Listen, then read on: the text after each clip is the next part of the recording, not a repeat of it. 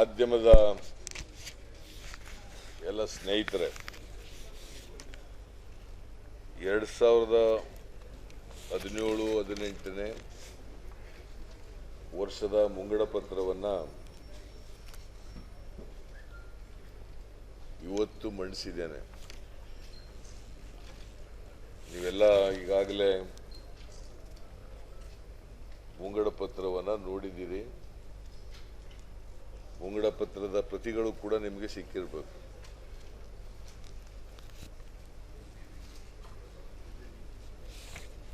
ನಮ್ಮ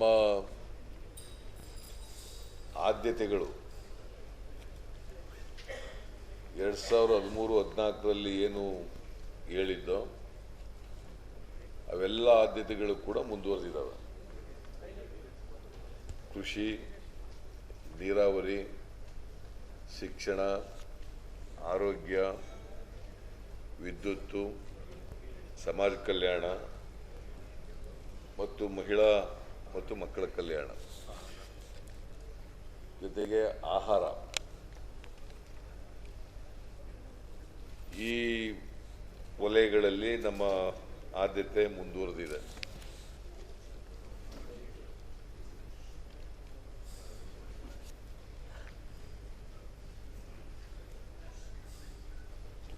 ಈ ಎಲ್ಲ ವಲಯಗಳಲ್ಲೂ ಕೂಡ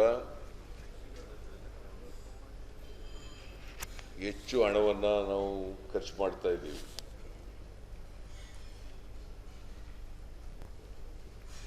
ಇದು ನನ್ನ 5ನೇ ಬಜೆಟ್. ಅಂದರೆ ನಮ್ಮ ಸರ್ಕಾರ ಬಂದ ಮೇಲೆ 5ನೇ ಆಯವ್ಯಯ ಮಂಡಿಸಿದ್ದೀವಿ. ನೀವು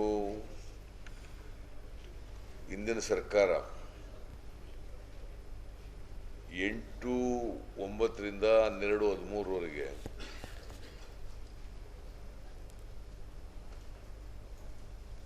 ಅವರು ಖರ್ಚು ಮಾಡಿದಂಥ ಹಣ ಮತ್ತು ನಾವು ಖರ್ಚು ಮಾಡಿದಂಥ ಹಣ ಅಜಗಜಾಂತರ ವ್ಯತ್ಯಾಸ ಇದೆ.